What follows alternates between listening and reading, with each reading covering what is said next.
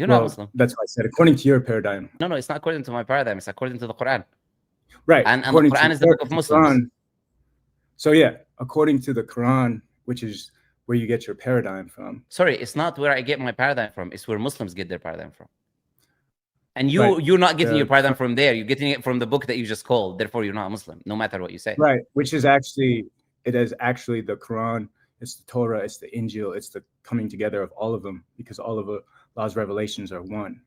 Allah didn't tell me about that. To the Prophet. He told me about the Quran. I know. Told me about the Quran being the last revelation. Right. Because if it comes from the same God, because there's only one God, that God is not going to tell me you only need this, and then later on bring another book that I also need. Because that would make no sense.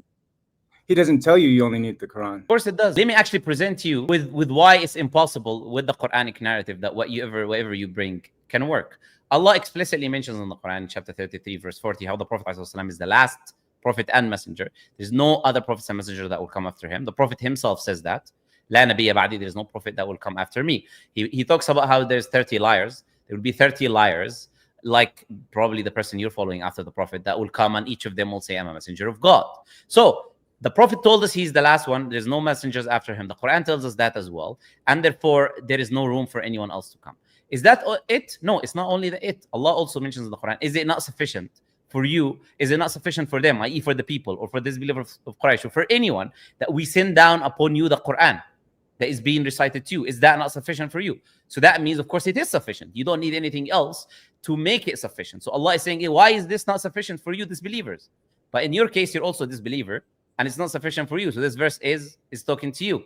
I'm saying that just from my narrative. It doesn't need to hurt you. That's probably a disbeliever to you. I'm probably a disbeliever to you because I don't believe in your book and your prophet. Quran also says, فَبِأَيِّ حَدِيثٍ بَعْدَ اللَّهِ وَآيَاتِهِ يُؤْمِنُونَ. With what speech after Allah and His verses would they believe in?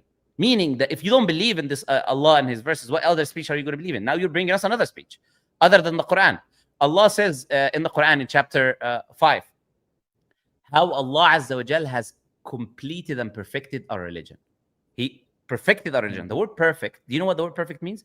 Perfect in language means 100%. 100% means there is impossibility that you can make it more perfect because it's perfect. Perfect, you cannot add to it. You cannot have 101%, 102%, 103%. And perfect, because it is 100%, any change to it makes it deficient. So it becomes no longer 100%. There's nothing else that you can present, or nobody can come and present and tell us that there is more to come when this is the Islamic narrative.